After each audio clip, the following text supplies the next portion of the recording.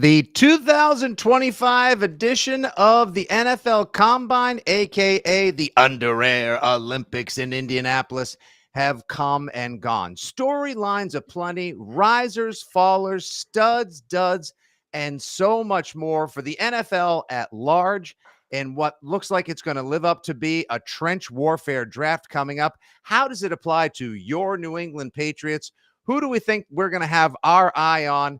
And who are the players most ready to kick ass with tanker gas in Mike Vrabel's 2025 edition of the Patriots up in Foxborough? These and so many more topics on the latest and greatest edition of Six Rings in Football Things with your old pal, Nick Fitzy Stevens, the fabulous and talented Miss Megan Ottolini, Mego, and joining us today because he's got a list of guys. And if you need some guys, you know what time it is. It's Shime time. All right, guys.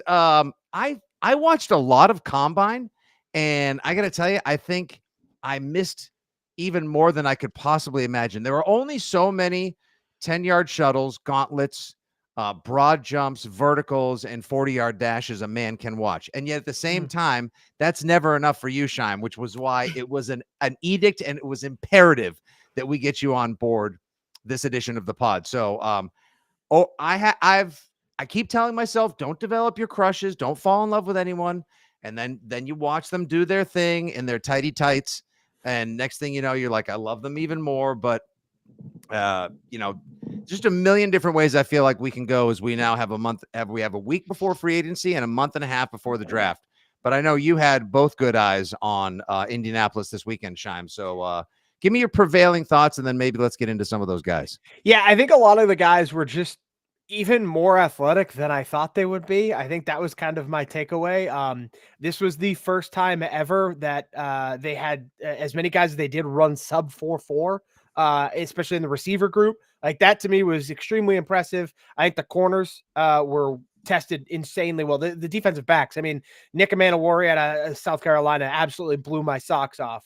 God, DK Metcalf, the safety. Holy he really is. He really is. And like, I was asked not once, but twice to stop cheering for guys running the 40 this weekend. So I was thrilled to be watching offensive linemen, defensive linemen, corners, receivers, didn't matter. I wanted it all. Yeah. There was one point we have like a reconstituted elliptical in the garage. Oh, sounds awesome, Fitzy. Tell me more. And I was out there over the weekend trying to shave off some beer calories watching the Combine, and my wife just walked out at one point, saw me doing that, turned around, saw me watching people running 40-yard dashes on the TV, just shook her head and walked out of the garage. She's like, I have no more business out here right now. And I just wanted to be left alone to just like study these prospects. It was an insanely athletic Combine. And yet, Mego, the funny thing is, this is not described as an elite receiver draft, an elite quarterback draft. Like, it's not a weapons draft. It's like we've been talking about leading up to the Combine and free agency, a big trench and football guy type of Combine. What did you see this weekend? Well, I think it works out well for the Patriots because they just have such a bad history of drafting wide receivers. We all talk about like N'Keal Harry, the other recent misses that they've had last year, trading out of the Ladd McConkey spot, which I know broke your heart, Fitzy. But it's almost 4 minutes like in, you had to ruin the podcast. Well, they're resigned to going and possibly getting a wide receiver through the trade market anyway. So if they need to improve in the trenches, which they do at offensive tackle, in particular, the offensive line and the defensive line, then it works out to be a pretty decent draft for them. Like, yes, the writing on the wall is that there's not a ton of super elite talent, especially when it comes to quarterback. Luckily, you already have your quarterback. So I think when you're looking at the areas that you have to fill in the draft, on the flip side, it may not be the best free agency for you to be able to go out and spend the cash in the way that you ideally would want to fill some of the roster holes. But in the draft, you might actually luck out with just the nature, the way that it's shaping out position-wise. Yeah, and at any point, I was going to say, Shime, at any point during this podcast today, if I tell you to duck, that's because there's another errant Will Howard pass coming your way. Hashtag football humor. Oh my God, that was a rough. Yeah. Anyway, what you got? Not ideal. No, I think some of the lack of hype about the top end of this draft might be a little overblown. Like, I think there's really good football players in this draft, like a lot of them, especially on the defensive side.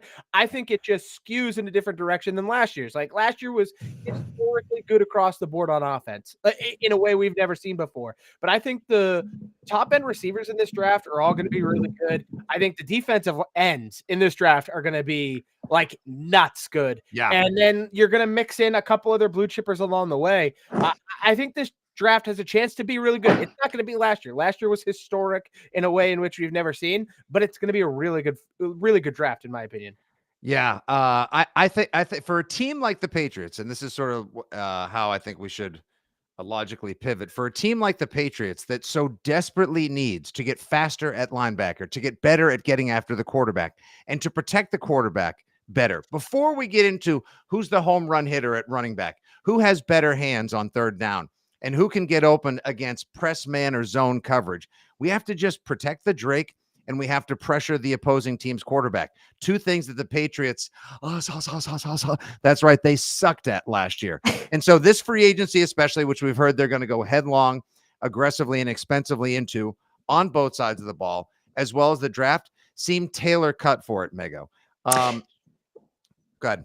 Oh, no, I was just going to say, I think you're right. I feel like the biggest clarity that we got out of this draft, if we're looking from a Patriots scope, is who they're in on and who they're out on. Obviously, Deebo Samuel goes to the Washington Commanders for a fifth rounder, and they're beefing up his contract. I know you have a lot of thoughts on that, Shive, so I want to hear him, but hold on to him for a second. On the other side, you're hearing about that it seems that they're going full force for Ronnie Stanley, which I think is absolutely the right move to do in free agency. You got to lock up some protection for Drake May, and you have been so empty in the cupboard at the tackle position for the last several seasons. It makes it difficult for anything to function offensively for you. So as much as I want to get into it, does Will Campbell's wingspan really bother me? Yes, it does. Yes, it does. Which of Have the we wide ever receivers made such a big deal out of a half an inch more? Yes. It's more than half an inch, and it matters a lot. That man is a walking guard. He Damn is right. a guard. Tell him, Mego. No, honestly, Mego, I have one of those hats that the guards outside Buckingham Palace wear. Get him some when he's lifts. walking Get him some. out to his next pro day, because He's gonna have to be is in a one of those, like, guard. put him in an Iron Maiden and stretch him out for the next 2 months. No, honestly, I loved Seriously. everything he said. His attitude is awesome. He wants to prove the NFL wrong, and I think that's great. But honestly, Shime, with like people are saying, like, well, I mean, if the kid's awesome and he was great for 3 years at LSU against top tier talent and going against elite rushers from, Ole Miss and Georgia not the and NFL. Alabama. No. I was gonna say, that's the SEC thing. fans want to tell you it's not the NFL, though. No, it's not. Exactly. And years ago now, I told the world, I said, City So is going to suck because his arms aren't long enough. And you want to know something? He sucked because his arms aren't long enough, even though people told me I was stupid for caring about arm length. Arm length matters at offensive tackle. It does. I'm sorry. It is what it is. Those measurables matter at that position. And Will Campbell, to me, Mego's 100% right. He is a starting NFL guard, not a tackle. Yeah, and I think a lot, and the greater point regionally is that the Patriots are just still absolutely crushed by the Isaiah Wynn draft. It's sort of like, well, what are they never going to do? Draft a receiver again in the first round because of N'Keal Harry? Are they never going to take a tackle out of the SEC who may or may not have short arms again because of the Isaiah Wynn issue? To which I would say, regarding the receiver, no, that was just a stupid move by the greatest coach of all time, who ignored all of his scouts and all of his advanced guys' advice and went with a former coach buddy's advice to take N'Keal Harry. And then when Isaiah Wynn, like, yeah, he was great in college. Like, he's exactly the cautionary tale. Great in the SEC, great in college, but everyone had the same concern. He said, damn, the torpedoes went after him anyway. And look what happened. Flamed out, injury prone, terrible attitude, yelled at Mike Reese. Shame on you. You're forever banned from Pat's Nation and all of Uncle Fitzy's pigskin parties. But yeah, it didn't work out. No, and I agree, guys. I think Will Campbell is going to be a phenomenal guard. I've seen him mocked recently to the Cowboys to replace Zach Martin, which would be like, honestly, for Brian Schottenheimer's Another rebuild, guard, like, chef's another kiss. guy, Perfect. another guy going into the combine who everyone said he has a wingspan of under 33 inches. He's going to play the interior. And guess what? He did. Like All right. it's just making the case. Shime, somebody decided to choose violence as we record the latest Six Rings in Football things. Also on the Fitzy GFY and WEI I don't know if socials. it's And thank you violence. guys for jumping in. They chose chaos, and I'm here for it. Yeah, that's for Mego sure. and I have talked about this a few times. Joey Zaguire, a regular viewer on YouTube, said, "Is it possible the Patriots pick up Ashton Genty at 4 in the first round? The draft shocker." Would you celebrate and then go, crap, we have other needs, or would you just go, you had a chance and you blew it? No, I wouldn't even do that. Like, I don't think it's out of the realm of possibility. Now, I don't think it's likely, but I think there is still very much a chance that the Patriots like, yeah, we're just going to take the best football player in the draft is Ashton Genty. Period. It's not even close, except for the fact that running back just isn't valued the same way it used to be in the NFL, and that's kind of why he gets pushed down so far. But I mean, I don't think there's any question in my mind, at the very least, that he is the best football player in the draft. So if you took him at 4, like, is it a bit of a stretch? Yeah, but that happens. If Yeah. they take him there, they're telling me then that they are doing a multi-year rebuild beyond this year. Unless Like- they crush free agency, Mego, Yeah, and they get and that's the Milton other thing. Williams and the lineman from How are Detroit they, guys? and Ronnie How are Stanley. they going to crush free agency? Well, Like, who? Like, besides Ronnie Stanley, to me, that's crushing free agency. If they bring Ronnie Stanley in, that's good. Like, you've done the work. That's a meaningful, really, really valuable, expensive piece that's going to make a difference in the number of games that you win this season. Like, beyond that, I'm sorry, I don't think that they're going to land some big receiver like everybody expects every year. And I don't want to be like the doomsayer over here. I just think that if you have the number 4 pick overall, you can't use that on a running back. I don't care if he's Saquon Barkley. He might be coming out as Saquon his Barkley rookie season. multiplied by Jahmyr What was Gibbs. Saquon on the Giants? You Yeah, but need if the you bring in- positions, you need Sad. the line behind him. If you I know, I do know, smash free I know. agency, though, and you bring in Ronnie Stanley and Patrick McCarry or Kevin Zeitler, and you lock up that Zeitler, offense, love that. if you Great lock call. up that offensive line, like, why not take Genty? Lean into it. Like, you're helping your young rookie quarterback by taking the ball out of his hands a little bit. You improved the offensive line dramatically in free agency. I mean, there are worse picks to make at 4 than Ashton Genty. Okay, so I would ask you, Chime, if we're looking at the balance with free agency, would you rather them spend the number 4 pick on Ashton Genty, assuming he's going to be this Saquon Barkley level talent, Mhm. or would you rather them continue beefing up the offensive line in free agency and bring in like a J.K. Dobbins free agent? I mean, if you're telling me What's that in the both smart move? if in both scenarios, if I'm getting offensive linemen in free agency, I would rather. I guess I would rather Dobbins, but it's very Yes, slight. that's what Like, I'm saying. We have to be realistic about the value of a running back. And I love the idea of having someone come in at the But number Genty's 4 fun. overall spot. Yes, it's fun. It's fun. It's tons of fun. You don't get to have fun right now because your team sucks too much. But Like, you don't could. get to make Well, like this fun is where we're allowed to, Mego, as in for the next 6 weeks, we can flirt with that potential Okay. home run move or disaster. And I agree. Look, there are plenty of guys like Quinshon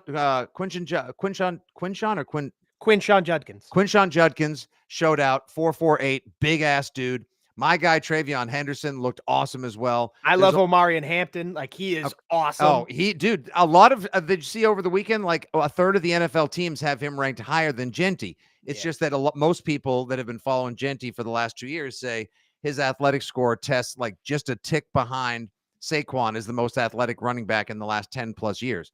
I love it. I wouldn't use the 4th overall pick. However, if the Jetropolitans, or have to say it this way, there it is, decide to give you a call and you move back a couple spots and pick up an extra selection, and you're like, I think I can get a tackle in the 2nd round now, go for it. Take the guy that you want, who you think is going to impact the offense and alleviate the burden of productivity on Drake May the quickest you can. That's the scenario in which, Mego, I could see them going after a weapon early. Now, see, here we go. Now the Tet McMillan people, the Tet stands, if you will. Clearly, they read my mock draft. Yes, they did indeed. Lovely. So Shime published a mock draft earlier today at WEI.com in which there is a little bit of a trade back, and the Tet offensive is brought to Foxborough. Shime, explain. Yeah, so in the mock draft, I had the Patriots at 4 trading back with the New York Jets and getting next year's 2nd round pick and a 4th round pick this year on top of getting number 7 overall. So moving back only 3 spots and then taking Tet McMillan at number 7. And I just think that if Carter and Hunter are off the board, I think the trade down is the right way to go because it allows you to kind of not have to make a decision right away on if you want Ted McMillan or you want an offensive lineman, especially if you crush free agency. Like, you can kind of see how the board falls to you and acquire more capital for the future. Because, like, as Mega pointed out, like, you're in the middle of technically a rebuild. You're not going to be amazing right away this year. You're going to be better, but you're not going to be a playoff team necessarily right away this year. So you need to stock draft capital. And if you can move down 3 spots and still try and make the decision between the best tackle on the board and the best receiver on the board, like, and you're getting picks, that is the ultimate win for the New England Patriots. Yeah, Chime, I think that is such an excellent plan. And if they can pull that off, that number 7 spot holds so much still, I guess, desirability for who they want to pick. Like, I would be more comfortable rather than going with a Will Campbell at number 4 and trying to reach for a guard who, frankly, I'm sorry, an offensive lineman who cannot reach far enough. I'm already calling him a guard. I would like them to go down to number 7, even if then they're taking an offensive tackle there, like Armand Membu. That's awesome. What I was going to say. The Missouri Holy kid, Armand Moses. Membu. He tested extremely well. Feels like a much better fit at that number 7 spot. Could be definitely a top 25 pick overall. Maybe worked himself into a top 10. I think he's the best tackle on the board. Yeah. So, like, even if that alleviates some of the stress of maybe having to get Ronnie Stanley in free agency, because I think once you look at the other tackles that are available in free agency, they're really a lower tier than what you would get with Stanley. And there's still so much up in the air with him. And so that would be a good idea. I think that whole trade scenario would be a home run rather than trying to reach for a player at number 4 because you're drafting for need there, but they're not exactly the best player available. That just puts you in an awkward position. So the wide receiver, if you're loving Ted McMillan, I still don't know enough about him to say that I would want to invest such a high pick and so much draft capital in a guy like that early on. I know just because he was the big default guy that's the direction everyone's gone. Personally, I would hold on. You're not going to be able to get Matthew Golden probably at this point, who I've loved for a long time. So holy smokes. He's a playmaker. Yes, I know he doesn't have the most dependable hands, but he's so soft in his roots. He's such a smooth runner. Makes big catches when you need him. Running a 4.29 easy this weekend as well. Whoa, that is game-changing speed and talent right there. But I think he's going to go the middle of the round, and I just don't see the Pats falling back that far or moving up. The kid I like, I've talked about loving Jack Besh out of TCU for a while. I think he'll be available a little later on in the draft. I also was impressed this weekend with Jaden Higgins out of Iowa State.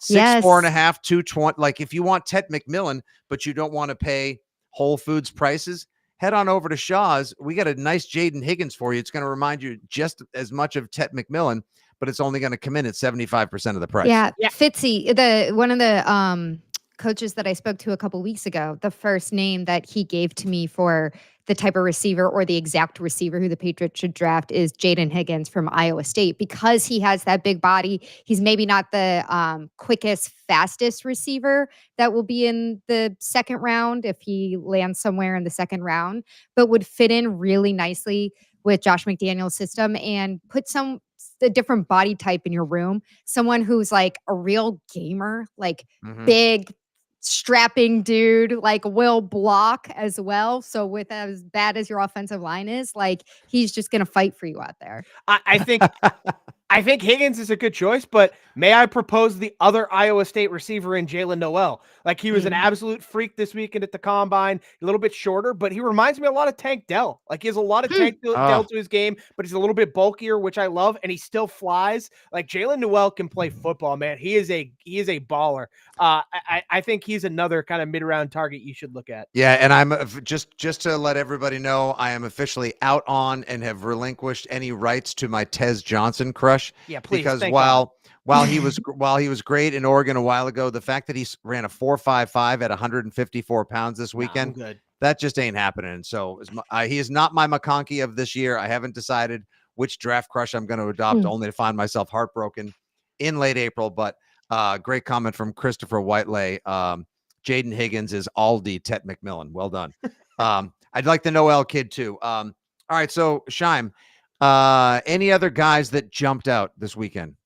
Yeah, I mean there were so many. A guy that you could see the Patriots target, I think, especially in the second round, if they go offense in round one. I think Darius Alexander, the defensive lineman out of Toledo, I believe it was, is a guy that you could see them target. Like they need to add somebody in at that kind of 3-tech spot and interior D line, just because of the question marks around Christian Barmore.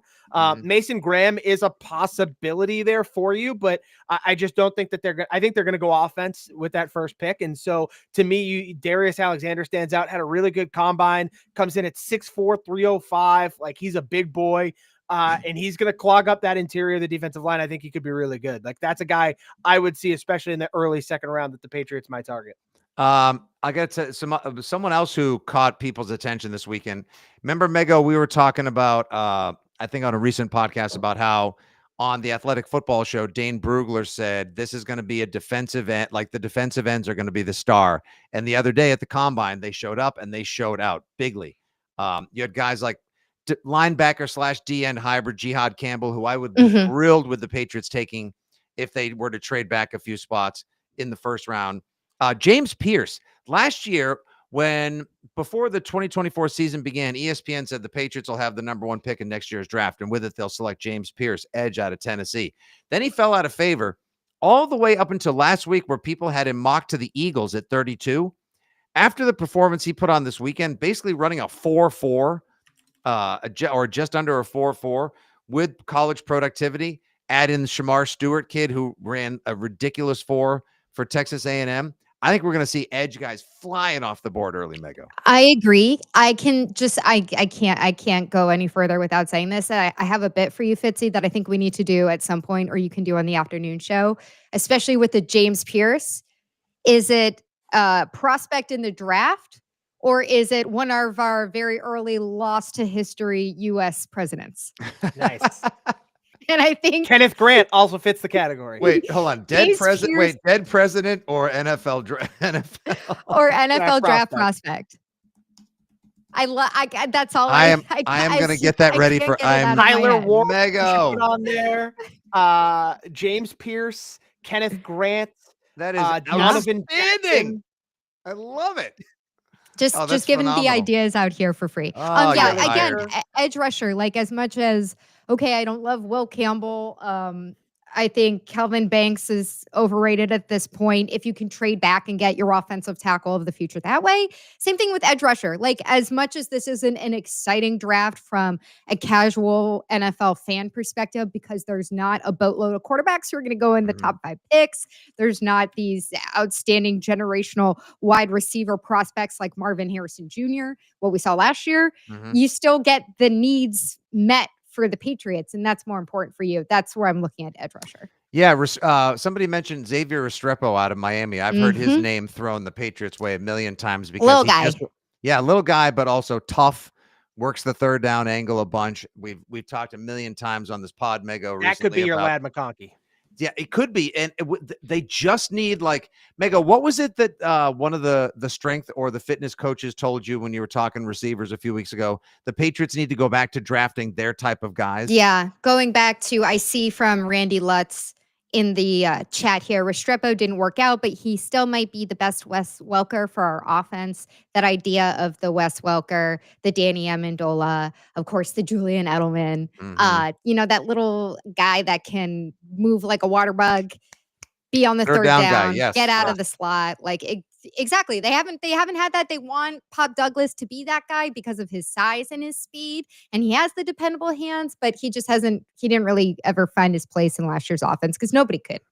Yeah, I also just don't know that this offense is going to operate the same way. Like I don't think you necessarily need that guy. I don't think you need to be pigeonholed into that. I think it's nice to have guys like that every once in a while, but I think there are a lot of teams that are very successful without those kinds of players. And I think to put this era of the Patriots into that same category I don't think it works with who Drake May is. That's not what he wants to do. He doesn't want to hit those short little passes. He wants to attack you down the field, in the middle of the field, chunk plays, like rip it, not just like and design runs. Yeah, exactly. I don't like, that's why I'm like, I I understand that it worked a lot in the past and it was great with Tom Brady because that's the kind of offense you needed to run. But with Drake May, I'm not convinced that that's exactly what you need. I would rather a big possession guy and speed threats that can attack down the field than those quick water bug in and out guys. That's why think it's- Omarion Hampton. Sorry, Mego. I was Yeah. going to say though, Shime, your love for Omarion Hampton, the running back out of North Carolina, may be something we don't want to sleep on, because if they go big guy up top, whether it's an edge rusher or Mason Graham or a tackle, and then he sees Omarion Hampton available in the 20s, I wouldn't be surprised if, given the connection between the two of them and his speed and his receiving ability and the Patriots' need for both of those things. Plus, like you said, great point. We don't know if this version of the Josh McDaniels offense is going to look just carbon copy or cookie cutter like the old days with Tom Brady at all. I don't think it will either, which is one of the pluses. Don't be surprised if Vrabel's like, F it, just grab the other third, trade, and maybe a next year's 4, trade up back in and go get this guy, because there are just so many needs. And if they were to do that, I think it would be awesome. Yeah, I mean, I would love Omarion Hampton on this football team. I don't think anybody would be upset about this. This guy is electric, like on a whole nother level of electricity. I got to tell you, watching the running backs, there is one thing that was bugging me. When they were doing the Deuce Staley drill, which is the guys like stepping over the bags, there were multiple times I would get an ick just by the way the guys stepped over the bag. What? Yeah, draft ick, where like Caleb Johnson out of Iowa probably could be a good running back. Watched him step over those bags in the Deuce Staley drill. I want nothing to do with him. Stiff and slow. Yeah. Immediately took him off my board. I want nothing to do with him. Like there were multiple guys where I'm watching and I'm like, I don't want that. Nope, I'm good. Thank you. Pass. This is where the combine starts to break my brain a little bit, because I can't be making decisions based on how guys are stepping over bags, especially if on the other side you're like, I don't want to pick and choose which measurements matter to me. I just will never forget the way that some people were blowing out of proportion the mini camp video of Drake May tripping over bags when he was working on his footwork. And guess what really wasn't an issue once he started playing in the regular season? His footwork. Like, remember at this time last year, it was his footwork. Even Belichick's on there pointing at him going like, you don't want that. You don't want that. And it's like, there are some of these detail-oriented things that I think we fixate a little too much on and can be fixed when that guy is actually in a pro football program. Yeah, I just look at running backs and they're supposed to be uber athletic, and that's the kind of guys I want to draft. And so when I'm watching these guys and they look awkward, if the movement just doesn't look fluid, like that's what I'm looking at. It's not the fact that they like trip over the bags or anything like that. It's just when I don't see fluid movement, I'm like, do I really want him on my? It's just an ick. You're looking for a partner. Fluid movement gives me ick too. Right? Like I need fluid movement in my life. If it's too stiff and gross, I want fluid movement. I'll say this, Shime, as we wrap the combine side of things here on the latest Six Rings. There's as far as fluid movement goes, again, I hate to do it, but last year watching the gauntlet, which is one of my favorite drills for D-backs and the wide receiver, it's awesome. Nobody ever ran the gauntlet like Ladd McConkey did last year, and that's when I was like, please, dear God, press the draft button. Until Yahoo Auto Draft. But no, I was watching the defensive backs run it, and a bunch of guys that are going to go in the middle of the rounds had awful gauntlets. They drop passes. They look clunky. Then there's this kid, Elijah Clark, the safety out of Syracuse. He might be a day 3 pick. Like his draft buzz is 0, but he was so smooth and so fluid doing it. All I thought was, I'd take a chance on that guy. There's a fluidity to his game, like good hips, great hands, like gravitated to the ball, knew exactly where it was going and what to do with it. Like just the little things like that you catch notice and fall in love with. Anyway, guys, what do you think? Any prospects, any people you fell in love with, anyone else you want the Patriots to say far, far, far away from? Let us know and holler at us individually or as a show. She's at Megan_Donalini. That's at Shime Time. And of course, I'm your old pal at Fitzy GFY. Stick around because we're going to have a quick conversation now about the big Boston Herald piece Doug Kyed and Andrew Callahan put out, pumping the tires of the Vrabel administration. All right. So we talked last week. I'm sure you guys did on the morning show. We did in the afternoons. Mego and I did on the pod, Shime, about how everybody just keeps loving up Mike Vrabel. Oh, this is so great. He's going to win Best Actor on Sunday night. He's going to solve the Ukrainian crisis. Chalamet got screwed. He's got hotter. Totally. He's hotter than Chalamet. By the way, Chalamet is going to be awesome as Peely in the Fortnite movie. That suit was electric. That He looked suit like a was, silky stick oh of my butter. God. I can't. My love for Chalamet is absurd. Like So good. musician, actor, crushed his picks on College Game Day. Like what Normal can't human the- being.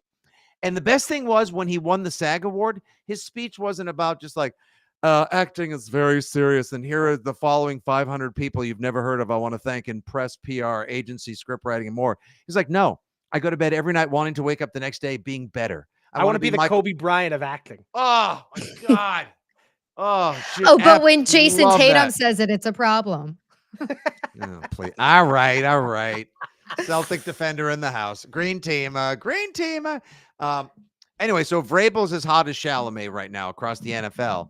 And yet this weekend, out comes, and I'd been tipped off to it. I heard from Callahan and Kayed, who Mego and I are going to be part of a huge fundraiser this coming Friday night online, 7:30 to 10. Bookmark it, you guys, for cancer research with some great guests like Devin McCourty, Field Yates, Bill Barnwell, talking Pats. They had told me, like, wait till you see the piece on Sunday. If you're fired up for the Vrabel administration and the direction the Patriots have pointed the ship, wait till you read this piece on Sunday. So, Shime, when you read it, did you get more excited for the upcoming season? Did it feel almost too buttercream thick? Does it feel a little early for everyone to be this hype on the Pats? No, I don't think so. So I was just coming off the salt of not getting Deebo Samuel, so I needed something to kind of cleanse the palate, and this was that. And when I read the line about Vrabel and May could be quote unquote like very scary, I was like, all right, pants are off. I'm in. Like, this is it. I'm so excited now. And like that was kind of all it took. Like I enjoyed reading about the plans for the offseason, the targets that they were going to have in trades and free agency, the leftover stuff about Robin Glazer I thought was wildly interesting. The stuff about Stretch I think was really important and how important he is to Vrabel. But that stuff about the combination of Vrabel and May, how people think May could be a top 5 quarterback in the next 2 years, and how Vrabel like blew away agents. Like I was like, okay, this is the best duo I need. This is perfect. I'm good. Like, let's roll. I'm ready. Let's ride. Yeah, I was kind of surprised on both parts, the Boston Herald piece as well as the Mass Live piece, what we're hearing piece that came out, I believe it was Friday, the Robin Glazer information, and just the way that people sourced are saying. I think that to paraphrase in the Herald piece, that Glazer's approach was basically do everything opposite of Bill Belichick. And it's like, well, it's a bold move, Cotton. Like, it's a bold strategy. Let's see how it goes. Right. I mean, I thought that some of that stuff was some of the most surprising in a way. Like, I don't know if that's people within the organization scapegoating Robin Glazer and saying this is the reason that Elliot Wolf is still here, because some of the operational stuff, he was really constrained. And if we're supposed to take it that way, or if it really is like now, okay, like this is somebody who was really problematic in the way that the franchise was running. And so this is another reason for you to feel really excited about Vrabel and May in the future here, because, you know, this person who was creating problems from a budget and payroll perspective is no longer part of it. Yeah, the reading, I was surprised even, you know, I had my own personal dealings with Robin Glazer, which I'll continue to keep private. But as far as her particular role with the organization and what she may or may not have had to have been related to last year, all I can say is I would have never given her the kind of power either she had or was trying to latch onto. So I think that's a net benefit for all. Wish her the best of luck wherever she goes. But as far as like trying to like spend less and do things differently, like there were just some bad personnel decisions that were made, but otherwise the Belichick model worked for a reason. And now they described in the piece, Shime, as things now getting back to more of a Belichickian feel, but just a Vrabel, but with a Vrabel slant, which means he liked the cookbook or liked the playbook. He's just going to add his own flourishes to it now as well. And this is a confidence that's coming not just from a couple of evaluators, but according to Andrew and Doug in the Herald piece, they spoke to executives, they spoke to agents, managers, other players, draft picks, retirees, Hall of Famers, whatever. And across the board, the general sentiment was like, yeah, they're going in the right direction again. And before you know it, this team might be a handful and a problem for a lot of people. And I will push back on the idea that they can't at least scratch at or sniff the playoffs this year, because I think the Jetropolitans and the Lolfins are going in the wrong direction this season. Whereas I think the Patriots can make a big step forward. This isn't like challenging Buffalo, Scheim.